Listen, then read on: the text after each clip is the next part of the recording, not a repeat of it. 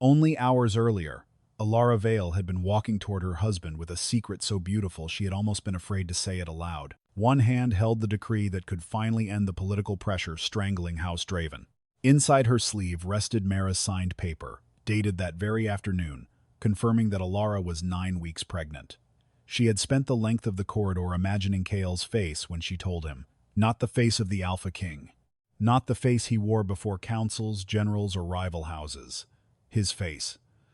The man who had once slept with his hand around hers after Black Hollow because he was afraid she might disappear before morning. Elara had even smiled when she reached the bronze handle of the private council chamber. Then Seraphine's voice came through the door, and that smile died so quickly it felt as though someone had struck her across the mouth. "Tell me the truth, Kael. Will you actually remove her, or am I merely another woman you use when the council corners you?" There was no laughter in Seraphine's voice now, no polished sweetness from the feast downstairs. Elara froze with her fingers still resting on the handle. She should have entered. She should have forced the door open and made them speak while looking at her. But Kael said nothing, and that silence held her there. It was not a startled silence. It was not guilt. It was calculation. Elara knew him too well not to recognize it. He was measuring consequences, weighing House Ironfang against his wife, weighing power against loyalty, weighing the woman who had stood beside him for 7 years against the woman waiting on the other side of the table. The victory music from the Great Hall drifted faintly through the stone corridors below, bright and triumphant, while Elara stood above it listening to her marriage being dismantled in whispers. The silence went on long enough for hope to become humiliation. Kael could have refused. He could have told Seraphine that Elara was his Luna, and that the conversation ended there. He could have opened the door himself, found his wife outside, and saved something neither of them yet understood was seconds from dying. Instead, when he finally spoke, his voice was almost gentle. That gentleness made it worse. "After the next moonrite, the Luna crown will be Seraphine's." Alara's fingers tightened around the decree until the parchment crumpled at the edge. The very document she had brought to rescue him from political marriage now crackled softly in her hand while he promised her place to another woman. Seraphine waited a moment, savoring the answer. And Elara? This time Kael did not hesitate as long. She will be protected. She will simply no longer be Luna. Protected. The word landed like an insult wrapped in mercy. Elara stared at the closed door, her body perfectly still. 7 years. 7 winters beside him. 7 years of standing between House Draven and the enemies who wanted its bloodline erased. 7 years of being useful enough to bleed for Ravencrest, but apparently not valuable enough to remain at Kael's side once another alliance looked stronger. Then came the sentence that made everything inside her go cold. The council needs a Luna with the blood to give Ravencrest a stronger son. For one breath, Elara forgot how to move. The decree in her left hand could give Kael the political stability he claimed to need. The folded paper from Mara pressed against her right wrist from inside her sleeve. 9 weeks. She had counted twice when Mara told her, then 3 times. She had gone back to her chamber and sat alone with both hands against her stomach, laughing once because she had waited so long to hear those words. A child. Their child. Kael's heir. Perhaps a son. Perhaps a daughter. It had not mattered then. Now, outside that door, she listened to the father of that child declare that another woman's blood was more worthy before he even knew his own baby existed. The cruelest part was not that Elara could not answer him. It was that she still wanted to. For one desperate heartbeat, she almost opened the door, almost pulled Mara's paper from her sleeve and forced Kael to look at the date. She imagined the shock on his face, imagined his hand reaching for her, imagined Seraphine's triumph collapsing. But then Elara understood what would happen if she did. The child would become an argument. The marriage would become a negotiation again. Kael might keep her because she had finally produced the heir he wanted, not because he had chosen her when he was free to choose. That realization cut deeper than Seraphine ever could. Elara did not enter. She did not cry. She did not beg a man to remember the vows he had made while he was busy replacing her. Instead, she stood in silence as the cold from the stone floor seeped through the thin soles of her feast shoes. The smell of candle wax hung thick in the corridor. Somewhere below, nobles were raising goblets to Kael's victory. Someone laughed. A violin struck a bright note. It sounded obscene. The parchment edge bit into Alara's palm, and she only noticed when blood slipped across her fingers and darkened the bronze handle beneath them. Minutes later, the council door opened. Elara had already vanished into the side passage. Kael stepped into the corridor first. He looked tired, irritated, distracted. Then his gaze dropped to the dark smear on the handle. He rubbed it with his thumb. The blood came away in a thin red line. "Wine," he muttered. Behind him, Seraphine smiled. Kael walked away. He never once wondered why wine was warm. By the time he returned to the victory feast, Elara had already reached the Luna chamber. She closed the door behind her without locking it. Then she removed the ceremonial cloak from her shoulders and folded it carefully over the chair beside the hearth. She did not rip it. She did not throw it to the floor. Rage would have been easier. Rage would have meant there was still something left to fight for. Instead, Elara crossed the room with the terrible calm of a woman who had finally understood that the battle had ended while she was still trying to save it. Her hand went to the blood oath ring. Ravencrest law was older than House Draven. Aluna removed the blood oath ring for only 2 reasons: because the bond had died, or because she had chosen to abandon her mate forever. Elara turned the ring once around her finger. Her thumb paused over the worn inner edge, where Kael's name had been carved years ago.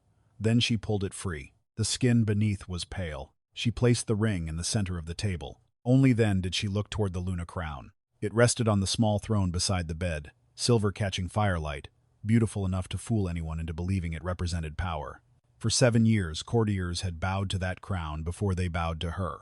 Elara walked toward it and lifted it with both hands. She remembered Kael placing it on her head, remembered his voice telling the hall that no woman would ever stand beside him in her place. He had meant it then.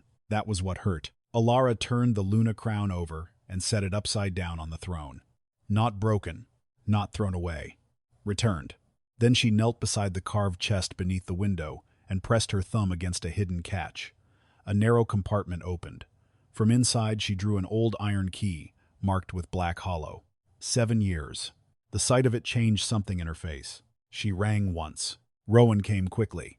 The commander entered expecting an order from the Luna and stopped before taking his second step. His eyes went first to the blood on her palm, then to the blood oath ring on the table, then to the Luna crown turned upside down. "Elara." She held out the key. "Before sunrise I need 1 debt repaid." Rowan did not take it immediately. "Does the king know?" Elara looked toward the folded paper still hidden inside her sleeve. 9 weeks. For the smallest instant, her fingers moved toward it. Then she heard Kael's voice again in memory. "A stronger son." Her hand fell. "No," she said. "And he will not. Not yet." Rowan's jaw tightened. He looked at the black hollow key and understood enough not to ask the wrong question. Elara pressed it into his palm. "Take me to the sealed archive. If you have ever set something down quietly instead of throwing it, stay with her. You will want to see what she picks up next." Elara extinguished the final candle herself. In darkness, the Luna crown became only a shadow on an empty throne. The blood oath ring caught one narrow line of moonlight from the window. Nothing in the room looked destroyed. And that would be the first thing Kael misunderstood when dawn came. There would be no broken glass, no torn dresses, no letter begging him to choose differently. Only the careful absence of a woman who had finally stopped asking to be chosen. Elara Vale was not running. She was beginning to take back everything he had mistaken for his. By dawn, Elara had not fled Ravencrest. That was the first mistake Seraphine would make in judging her, and perhaps the most dangerous. A frightened woman would have packed jewels, summoned a carriage, and vanished beneath a cloak before the palace bells rang. Elara did none of those things. She changed into a plain dark gown, wrapped the cut on her palm, and entered the private Luna archive with Rowan carrying a lamp behind her. The room smelled of old parchment, leather bindings, and sealing wax warmed too many times. For 7 years, documents had passed through this room under the assumption that everything touched by the Luna eventually belonged to the crown. Elara now began proving otherwise. She spread the first stack across the long oak table and read every signature as though she had never seen them before, separating what belonged to Ravencrest from what had been entrusted specifically to Elara Vale. She worked without haste, because haste was how frightened people made themselves useful to their enemies. If she disappeared now, Kael could accuse her of abandoning her duties, Elder Thorn could call an emergency council, and Seraphine could be elevated under the excuse that Ravencrest required stability. Worse, Garrett could transform Elara's departure into evidence that she had betrayed the realm, so she would leave nothing for them to twist. One document at a time, She built a wall around the truth. The border negotiations were signed not with the Alpha King, but with Elara Vale. The land deeds to the Vale remained entirely outside House Draven authority. Military promises from distant Alphas repeatedly used the same language.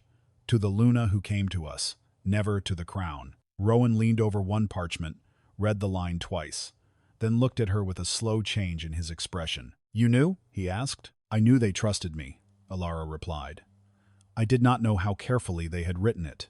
Rowan lifted another scroll, this one bearing 3 different seals from border territories that had refused Kael's messengers years earlier but accepted Elara's. If they interpret these words literally, half the alliances Kael considers his are tied to you. Elara's fingers paused over the wax seal.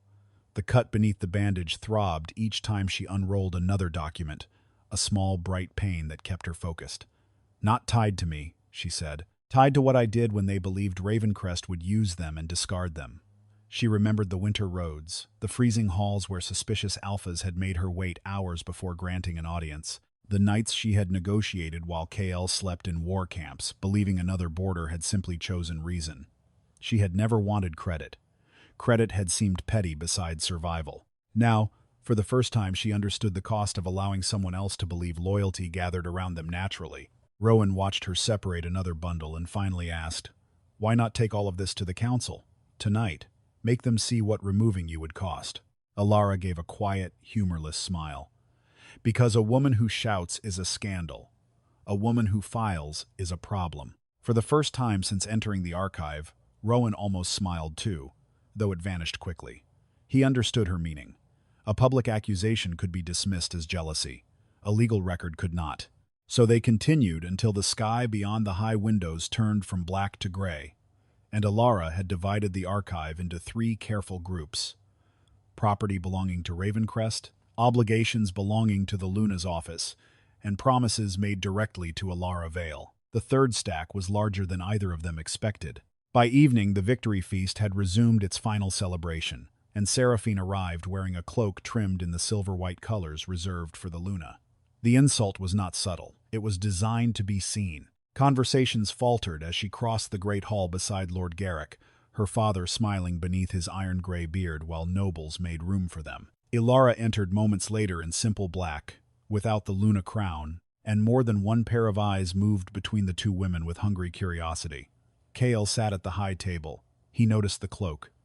Elara knew he noticed because his jaw tightened once. But he said nothing. That silence told her more than anger would have. Wine flowed. Musicians played. The council members spoke loudly enough for political rumors to become theater. Someone mentioned a new alliance. Another praised House Ironfang's bloodline. Elder Thorn tried twice to redirect the conversation, but Garrick encouraged it with the comfortable confidence of a man who already believed the hall belonged to him. Then a minor lord near the center table raised his goblet and said, with false innocence, "A Luna who cannot give an heir should know when to step aside." The room changed. Not completely. No one gasped, no one stood, but conversations weakened, and faces angled toward the high table. Elara did not move. Kael heard it. There was no possibility he had not. His hand stopped halfway toward his cup. For one terrible second, Elara let herself hope he would stand. He could have said her name. He could have reminded them who had sat beside him through 7 years of war. He could have ordered the man removed from the hall. He could have done anything that meant he still understood humiliation when it was aimed at his wife. Instead, Kael's gaze swept the table and he said, "Enough. Not tonight. Not never. Not she is your Luna.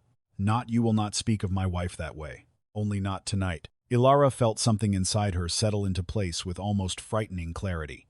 The previous night had not been an accident. Kael had not been cornered into one cruel promise. Given another chance, in front of another audience, he chose the same way again. He delayed the insult instead of denying it. Elara rose. She thanked the host table for the meal, nodded once to Elder Thorn, and left at exactly the same pace with which she had entered. No one saw her stumble because she did not. Rowan found her 15 minutes later in the western corridor, his face harder than before. "Ironfang riders were seen 3 leagues east," he said. "Too many for an escort. They are moving under covered banners." "How many?" "Enough to matter." Elara's eyes narrowed. "And Kael doesn't know, or says he doesn't." That answer was enough. They moved to the scribe's wing, where Elara used the authority she still legally possessed as Luna to unlock the private drafting chamber. Rowan searched correspondence cabinets, while Elara examined unsigned decrees stacked beneath a cloth. Most were routine: grain tariffs, border patrol rotations, winter reserves. Then she found one written in Kael's own hand. She read it once, then again. The decree transferred operational control of the North Gates to House Ironfang immediately after the moonrite. For several breaths, Elara heard only the soft hiss of Rowan's lamp. The North Gates were not ceremonial posts. They controlled the two military passages through which every northern army had to move. Whoever held them could choke Ravencrest's supply lines, delay reinforcements, or admit an invading force without breaking a single outer wall. Rowan read over her shoulder and swore under his breath. "If he signs this," he said, "Garrick controls the throat of the kingdom." Elara touched Kael's handwriting with one finger. There was no forged seal, no false signature, no trick. He had drafted it himself. "The marriage was never only about an heir," she said. Rowan looked toward the door. "We warn him now." Elara did not answer immediately. Her instinct still pulled toward Kael despite everything.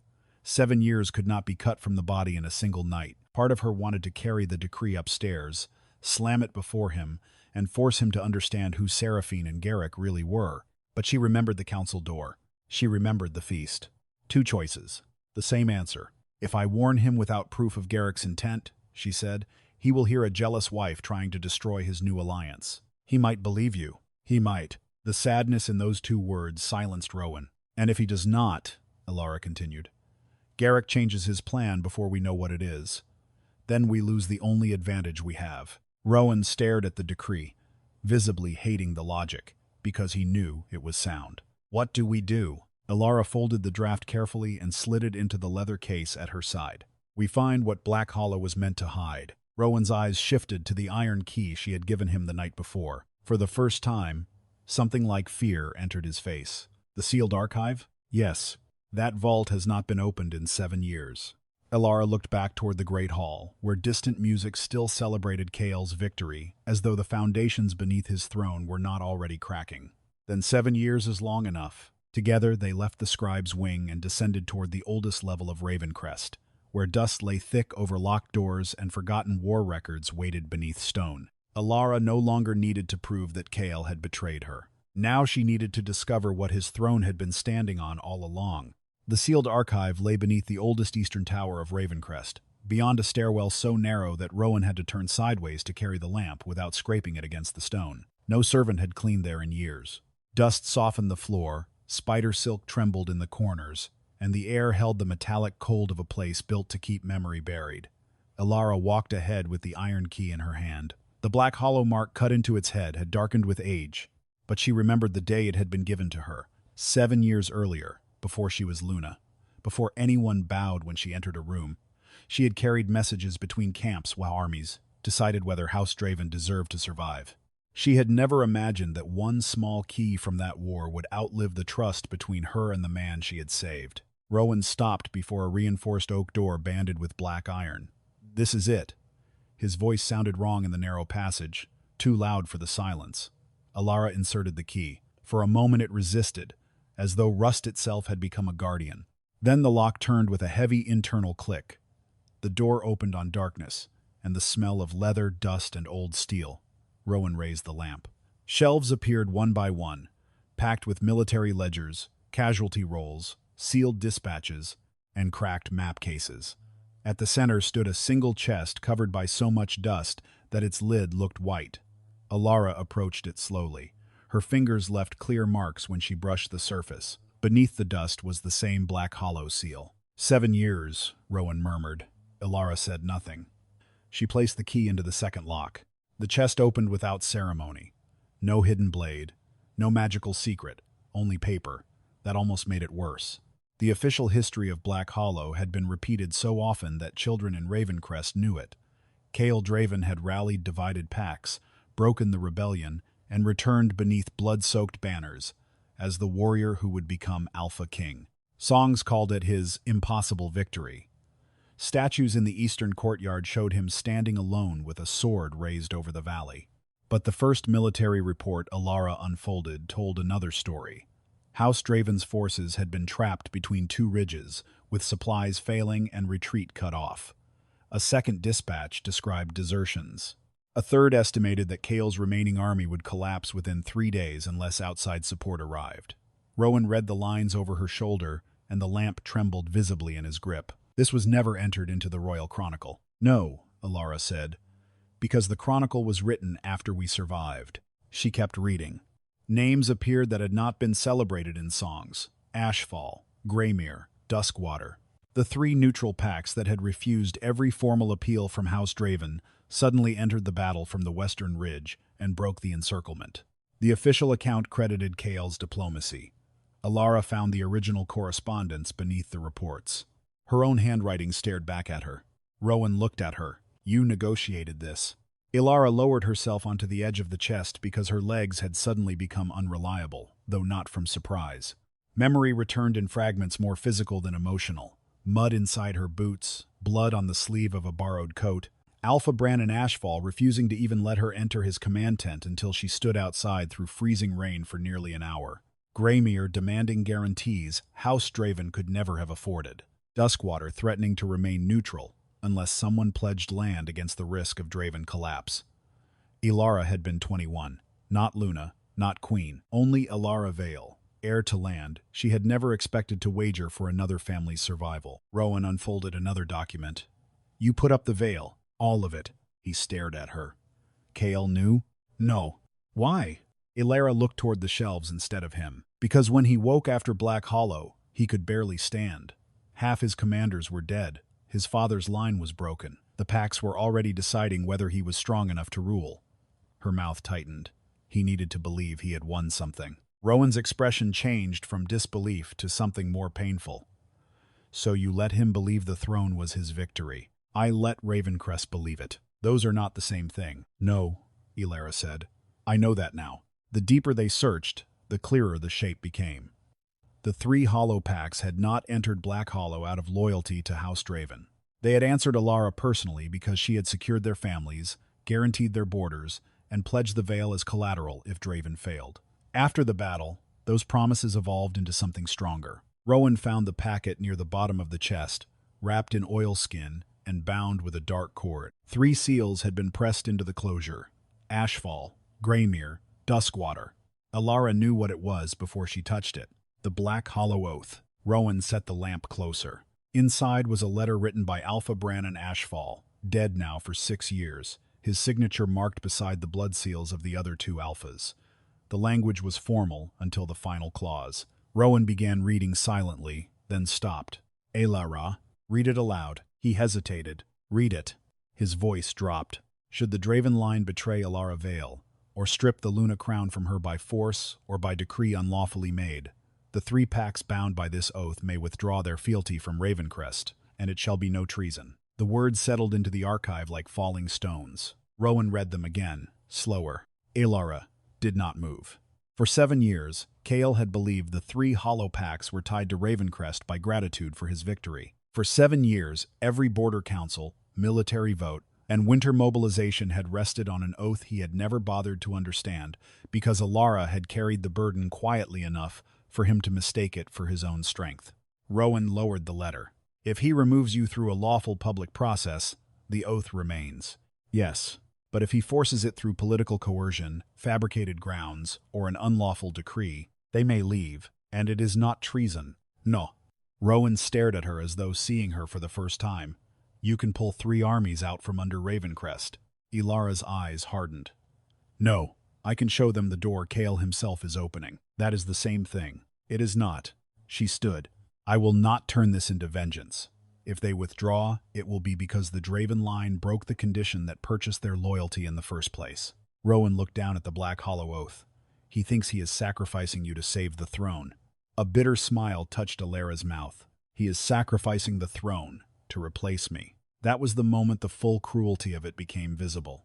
Kael had believed Seraphine represented stronger blood, greater security, a future son powerful enough to make Ravencrest untouchable. Yet the stability he was trying to protect had been bought 7 years earlier by the very woman he now considered politically expendable. Rowan folded the letter carefully. We take this to him now. Elara did not answer. Elara, I heard you. This proves everything. The North Gate's decree, Iron Fang forces near the border, the Black Hollow Oath. If he sees what removing you will cost, he has to stop. Has to. The words hurt more than Rowan intended. Elara looked at him. Do you still believe that? Rowan hesitated. That hesitation was answer enough. Still, love was not a wound that obeyed evidence. Elara hated herself for the small piece of hope that remained. Perhaps Kael did not understand how far Garrick intended to go. Perhaps he had spoken cruelly because fear had narrowed his thinking. Perhaps if she placed the oath before him, if she told him what she had done at Black Hollow, if she showed him Mara's dated paper, there would still be some fragment of the man she had married beneath the Alpha King he had become. She took the letter. One chance. Rowan nodded. They climbed from the archive toward the ceremonial wing. The palace was quieter now. Dawn was still hours away, but most of the feast had ended. Elara moved through familiar corridors, carrying the proof that could save Kael from his own decision. At the entrance to the private ritual chamber, she heard voices. Again. She almost laughed at the cruelty of that repetition. This time, the door stood slightly open. Kael was inside with Seraphine. The Luna crown rested between them. Elara stopped in the shadow beyond the doorway. Seraphine stood before the ceremonial mirror while Kael lifted the Luna crown from its cushion. For a moment, Elara could not breathe. He placed it on Seraphine's head. Not formally. Not yet. A fitting. A rehearsal. Something intimate in its casualness. Seraphine turned her face toward the mirror, admiring the silver against her hair. It sits better than I expected. Kael removed it after only a few seconds, but the damage was done. Seraphine touched the place where it had rested, and if Elara refuses to surrender it, Kael's jaw tightened. Elara waited. Another choice. Another door. Another chance for him to remember who she was. Kael answered. Then I will take it from her before the council. Elara closed her eyes. The Black Hollow Oath remained in her hand. For several seconds, she stood there with every possible future balanced between her fingers. She could enter. She could expose Seraphine. She could tell Kael that the throne he was trying to protect had been purchased with the veil. She could show him Mara's paper and watch the words, "Stronger Son," die in his throat.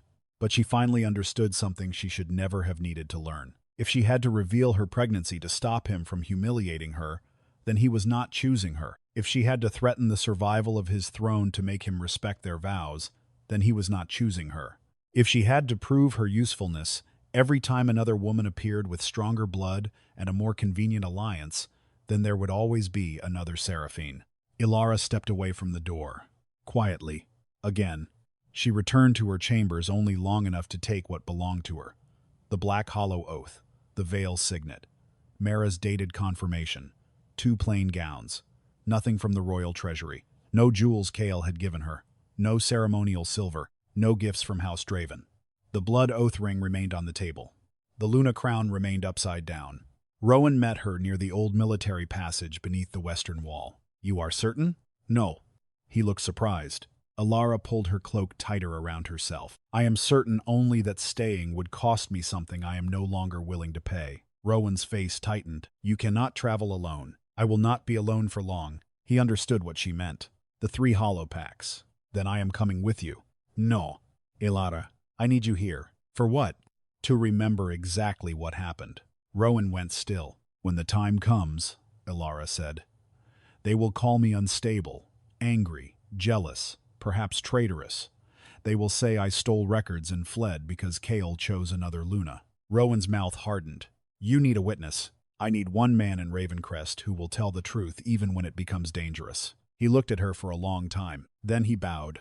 Not as a soldier to his Luna. As one person acknowledging another's decision, Elara entered the tunnel. Before disappearing into the dark, she looked back once. Erase my route. Rowan nodded. And Rovan? Yes? Do not tell him about the child. His eyes flickered. He will learn. I know. When?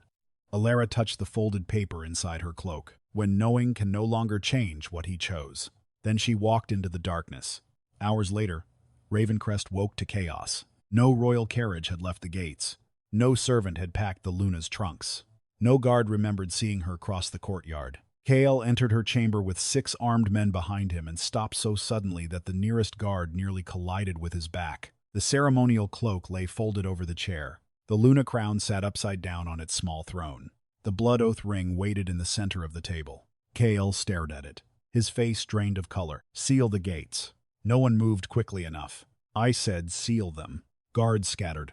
Kael crossed the room and picked up the ring. His fingers closed around it so tightly the metal cut into his palm. "She is forcing my hand." Rowan stood near the doorway.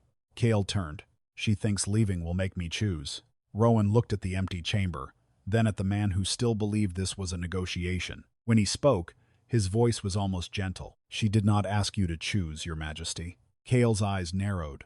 Rowan held his gaze. "She heard the choice you already made." For the first time since Black Hollow, Alpha King Kael Draven had no command ready.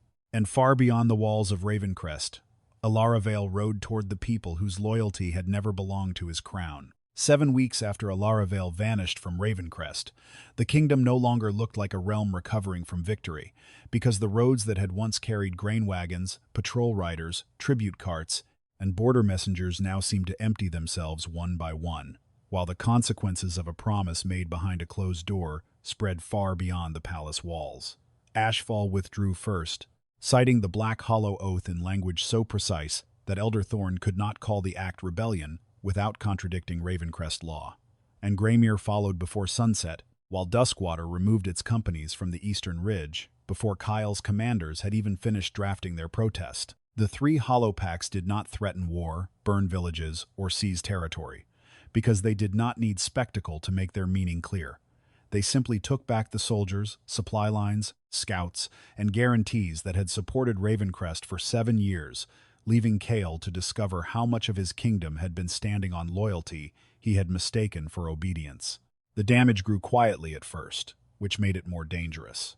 Because the first grain convoy failed to arrive on a Monday, 2 senior commanders resigned before the week ended, and by the following market day, hundreds of citizens were gathered beyond the palace square, demanding to know why the Luna had disappeared and why the borders had suddenly become Ravencrest's burden alone. Kael answered with councils, inspections, and increasingly sharp orders, yet every attempt to restore control exposed another piece of Elara's unseen work. From agreements she had negotiated personally to supply routes secured by promises made in the name of the Vale rather than House Draven. For years he had believed that the Luna crown had given Elara influence. But now, as that crown remained untouched in the Great Hall while influence continued to move in her absence, he began to understand the truth he had resisted during every long night since she left. The crown had never created her authority, because it had only given a visible shape to trust she had earned without him. Seraphine understood the danger differently, and instead of showing concern, she pressed harder, telling Kael that hesitation was making him appear weak, while House Ironfang still possessed the blood, soldiers, and political weight required to stabilize Ravencrest before the outer packs smelled vulnerability. She demanded that the Moonrite be held immediately, before the council could fracture further, and before Elara's absence became a symbol powerful enough to challenge the throne, while Lord Garrick arrived at the capital with the Ironfang host under the claim that his soldiers had come only to protect the Alpha King from unrest. Kael knew the number of troops was excessive, knew the armor filling the lower courtyards looked more like occupation than protection, and knew he should have ordered them to remain outside the walls. Yet fear of appearing divided before his own nobles pushed him into another compromise he would soon regret. He allowed the Ironfang host through the gates, and the moment those gates closed behind them, Ravencrest ceased to belong entirely to the man sitting on its throne. The Moonrite was prepared under armed watch, but when Seraphine entered the ceremonial hall and Garrick placed the Luna crown before Kael, something inside him finally resisted the path he had created. Perhaps it was the empty place beside his throne. Perhaps it was the memory of Elara's blood oath ring cutting into his palm. Or perhaps it was the accumulating evidence that every promise Seraphine had called strength had instead left Ravencrest more exposed. But Kael did not lift the crown. He stood before the assembled council, while Seraphine waited beneath the silver banners, and simply said that the rite would not proceed. For the first time, Garrick's expression lost its cultivated patience, and for the first time, Seraphine looked at Kael without pretending affection, because the alliance between them had never been built to survive his refusal.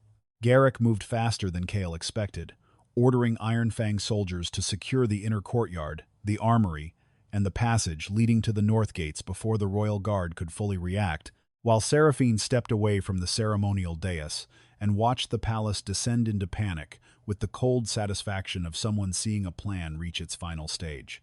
Kael turned toward the windows overlooking the lower yard and saw Ironfang banners positioned across entrances he had personally authorized them to enter, and the realization struck him with a clarity more humiliating than any public accusation could have produced.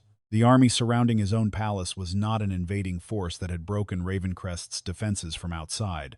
It was a force he had welcomed inside, because he had believed bloodline, marriage, and fear were safer than the woman who had spent 7 years building alliances he never bothered to understand. Seraphine approached him slowly while shouting spread through the lower corridors, and when she spoke, she no longer used the careful tone of a prospective Luna who needed his approval, because she had reached the moment when approval no longer mattered. "You threw away the only woman holding your kingdom together because I whispered that I could give you a stronger son," she said. And Kael's face changed before every member of the council, not because the accusation was clever, but because it repeated almost exactly the belief he had once spoken with complete confidence. Elder Thorne stared at him with open disbelief. Several nobles shifted away from Garrick, and Rowan's hand moved toward his sword, as Kael finally understood that Seraphine had never defeated Elara in a contest for affection. She had simply identified the fear inside him and offered it a weapon. The Great Hall divided within minutes, with royal guards holding the upper steps, while Ironfang soldiers controlled the lower doors, and although steel was drawn, neither side moved first, because both understood that one reckless order could turn Ravencrest into a slaughterhouse.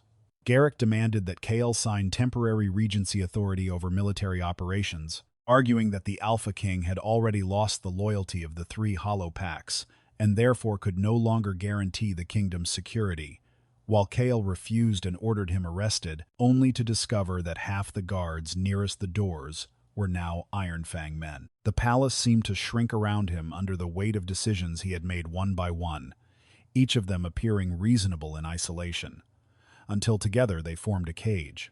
Then the horns sounded outside the main gate.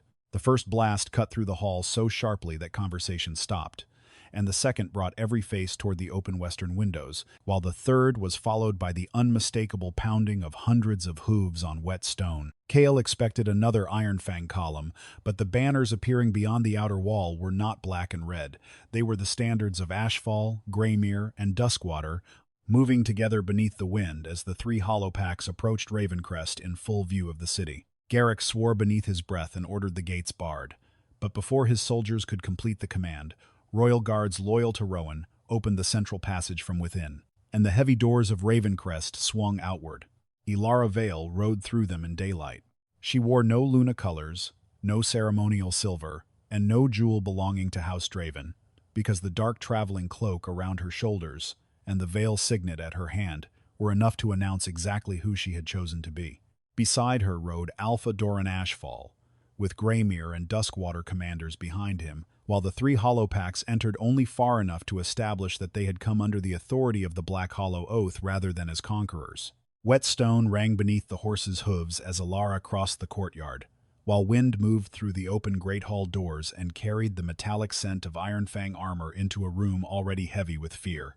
The sight of her advancing beneath 3 banners changed the hall more effectively than any battle cry could have done, because everyone present understood what Kael had only recently learned. The woman he had expected to weaken outside Ravencrest had returned with the allegiance of the very forces his throne could not survive without.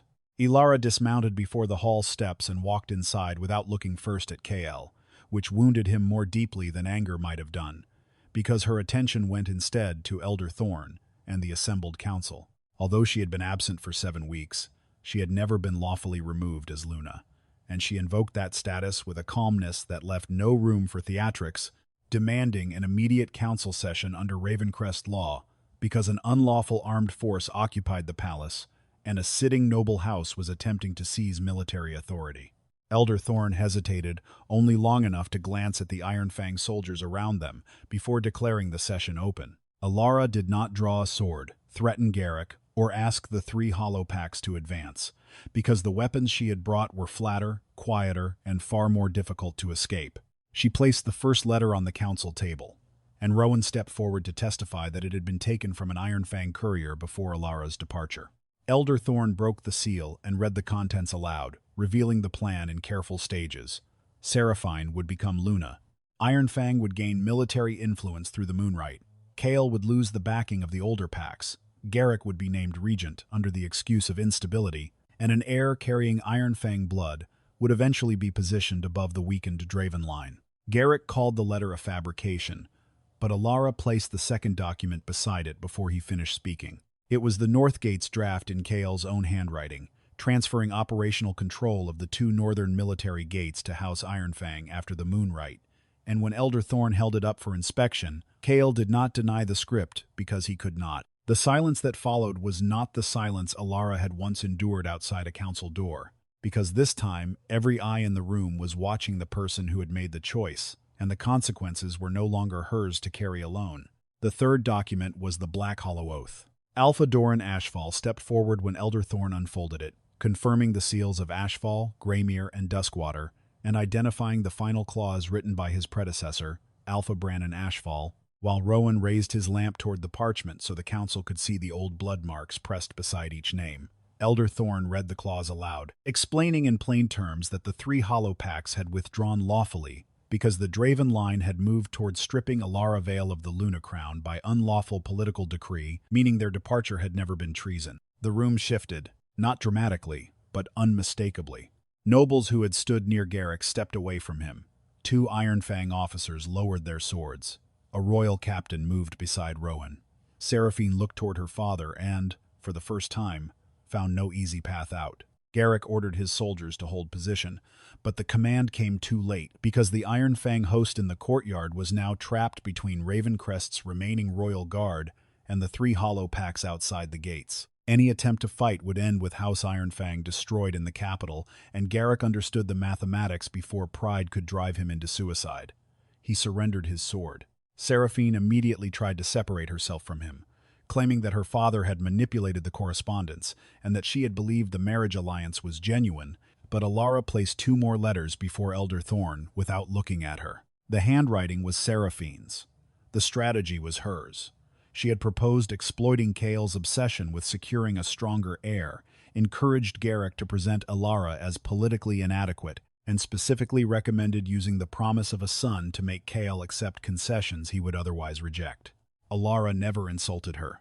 She did not need to. Every word Seraphine had written was read aloud in the same great hall, where she had once worn Luna colors, and smiled while another noble mocked Elara's supposed inability to produce an heir. The Luna Klee rested on the council table only 3 steps from Seraphine's hand. Nobody allowed her to touch it. When the guards finally closed around Garrick and Seraphine, Kael looked across the hall at Elara, expecting perhaps fury, triumph, or even satisfaction. But what he saw was something more difficult to endure. She looked at him as she might look at a man who had survived a disaster he created himself. And in that calm distance he understood that exposing Ironfang had not restored what he had broken. Elara had returned to save Ravencrest from an unlawful seizure. She had not returned to save their marriage. By the time the last Ironfang soldier surrendered his weapon, and the great hall of Ravencrest had emptied of everyone except the council, the guards, and those who still had testimony to give, the victory felt nothing like triumph, because too much had been exposed for anyone to pretend the kingdom had merely survived another political dispute. Lord Garrick was placed under guard to await judgment before the assembled packs. Seraphine was stripped of rank, title, and all claim to royal privilege, and House Ironfang lost both its council seat and every military authority it had gained through intimidation or private arrangement. Yet none of those sentences caused Kael to lower his head. He had already endured the public collapse of his alliance, the exposure of the Northgate's decree, and the knowledge that Elara Vale had returned with 3 armies because of a loyalty he had never earned. But Rowan still possessed one final document, folded 4 times, and carried for 7 weeks beneath his uniform. When the hall had quieted, Rowan crossed the floor and placed the paper in Kael's hand without explanation, while Elara remained near the council table with Alpha Doran Ashfall and Elder Thorn standing several paces away. Kael unfolded it slowly, expecting another military report or another letter that would reveal some fresh consequence of his judgment. But the first thing he saw was Mara's signature, followed by the date written beneath it. His eyes moved over the page once, then again, and the color left his face with such suddenness that even Seraphine, standing beneath guard at the far end of the hall, stopped trying to speak. Myra stepped forward when Elder Thorn called her name, and she confirmed in a steady voice that she had examined Elara on the afternoon of the victory feast and signed the document before sunset, certifying that Elara was 9 weeks pregnant that night. The calculation was simple enough that no one needed to explain it, yet Kael looked at the date as though refusing to understand might change the meaning. Elara had been carrying his child when she walked toward the private council chamber with hope in her hands. When she stood outside the closed door and heard him promise the Luna crown to Seraphine, and when he declared that Ravencrest required a woman with blood strong enough to give him a stronger son, he remembered every word because shame preserved them with greater precision than love ever had. And for the first time he also understood why Elara had never opened the door, why she had left the blood oath ring behind, and why she had refused to use the pregnancy as a weapon capable of forcing him to reconsider. She had wanted to know whether he would choose her before he knew she was carrying what he thought he needed. Kael lowered the paper, but his hand would not stop trembling, and when his knees finally struck the stone floor, no guard had touched him, and no law demanded the gesture. The Alpha King of Ravencrest knelt before the council, before Rowan, before Elder Thorn, before the remaining nobles who had watched his pride-shaped policy, and most of all before Elara, who stood with both hands resting calmly over the slight curve of a pregnancy, now visible after 7 weeks away. He did not ask forgiveness first, because even in that moment, he seemed to understand that forgiveness was not a debt he had the right to collect. Instead, he confessed that the victory at Black Hollow had never belonged to him alone, that Elara Vale had secured the intervention of Ashfall, Greymere, and Duskwater when House Draven had been trapped, and that the throne of Ravencrest had been preserved by land, courage, and promises she had risked before she had ever worn the Luna crown. The royal scribes recorded every word as Kael continued, admitting that he had allowed the story of the invincible Alpha King to grow because it benefited his authority, even though he had never bothered to investigate what Elara had sacrificed to make that story possible. He confessed that he had prepared to remove her through political pressure, that he had considered the Northgate's concession acceptable because he feared losing the appearance of strength, and that he had treated his wife as though her worth could be measured against bloodline, fertility, and alliance value. When he finally looked at Elara, the blood oath ring was closed inside his fist, and his voice had lost the commanding certainty that once made entire halls fall silent. He told her that Ravencrest might forgive him, because kingdoms frequently forgive powerful men when they remain useful, but he knew she was under no obligation to do the same. Elara allowed him to finish before she answered, because she would not interrupt the first honest accounting he had ever made of what happened between them. Her expression did not soften merely because he was kneeling, and when she spoke, her voice carried clearly through the nearly empty hall without rising. "You did not lose me when I left Ravencrest, Kael. You lost me while I was still standing outside that door, waiting for you to remember I was your wife before I was your Luna." The sentence struck him harder than accusation could have done, because it returned responsibility to the exact moment when he had still possessed a choice. Elara then told the council that she would not ask for his exile, execution, or removal from the throne, because replacing one act of concentrated power with another would teach Ravencrest nothing, and because revenge would not repair the law that had allowed the crisis to happen. Instead, Elara demanded restrictions that would survive both of them, and Elder Thorn placed the reforms before the council, while the 3 Hollow Packs remained present as witnesses. No future Alpha King would possess unilateral authority to strip a Luna of title through private decree, and no military gate, army command, or strategic passage such as the Northgates could be transferred to another house without full council approval. The measures passed by overwhelming vote, partly because the nobles had learned how close Ravencrest had come to becoming an Iron Fang possession, and partly because no one wanted history to remember that they had been offered a second chance and refused it. Kael accepted every limitation without protest, and when he finally rose from the floor, he stood as Alpha King of Ravencrest with less absolute power than he had possessed that morning, but perhaps with a clearer understanding of what authority was supposed to protect. The final question concerned Elara herself, and Alpha Duran Ashfall presented the formal proposal on behalf of the 3 Hollow Packs that the Vale be recognized as an independent allied territory under Elara Vale's leadership. No one in the hall missed the significance, because the land she had once risked to save Kael's throne would now become the foundation of authority he could neither grant nor remove. Kael listened until the proposal was accepted, then approached the Luna crown where it rested upon the council table and lifted it with both hands. For a moment, The hall became completely still as he turned toward Elara and offered it back, not as an order and not as a claim, but as something he finally understood might no longer have value to her. Elara looked at the silver crown for several seconds before meeting his eyes.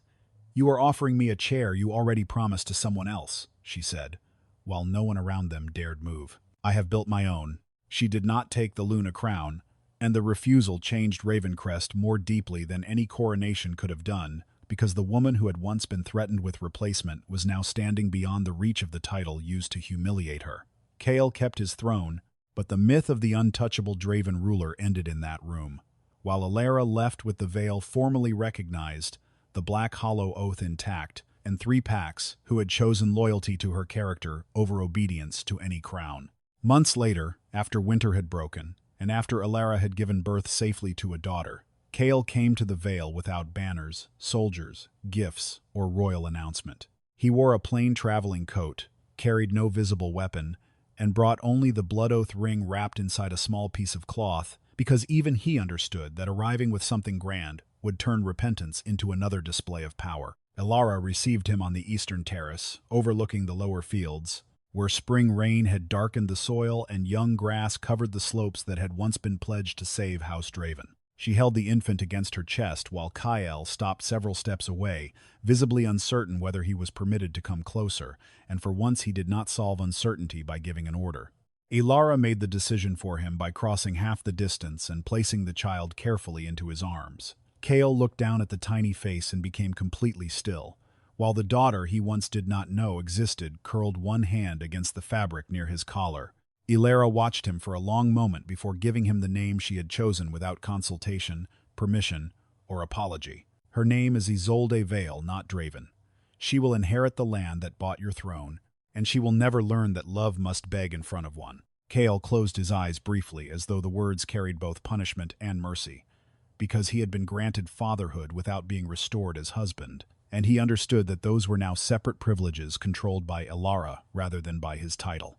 He did not ask for the ring to be returned to her finger, and Elara did not reach for it, but neither did she tell him never to come again. When the child finally settled against his chest, Kael asked whether he might return in the spring thaw after the northern roads cleared, and Elara considered him long enough to make him feel the full weight of an answer that belonged entirely to her. "Come," she said, "but bring nothing that shines." It was not forgiveness, and it was not reconciliation disguised as patience, because some wounds deserved more than a dramatic apology, and some love could only survive if rebuilt without entitlement. Yet the permission was real enough that Kael bowed his head over his daughter and accepted the boundary without asking for more. Back in Ravencrest, the Luna crown remained in the Great Hall while the throne beside Kael stayed empty by formal vote of the council, because no one would fill a place abandoned under betrayal simply to restore the appearance of symmetry. In the Vale, Elara stood months later on the stone balcony with Isolde in her arms, while warriors from Ashfall, Greymere, and Duskwater gathered below beside Vale soldiers, and those men who had once bowed to Kael because law required it now bowed to Elara, because they had watched what she was willing to risk when no title protected her. He had kept the moon, but he had never understood that she had always been the tide, and the tide does not ask the shore for permission to return. If you stayed with Elara from the closed door to this moment, tell me in the comments whether you would ever have given Kael another chance, or whether some choices should cost a person forever, and if you believe dignity is worth more than any crown, stay with this channel for the next story, because some betrayals do not end when someone walks away, and some consequences only begin when the person you underestimated finally stops asking for permission.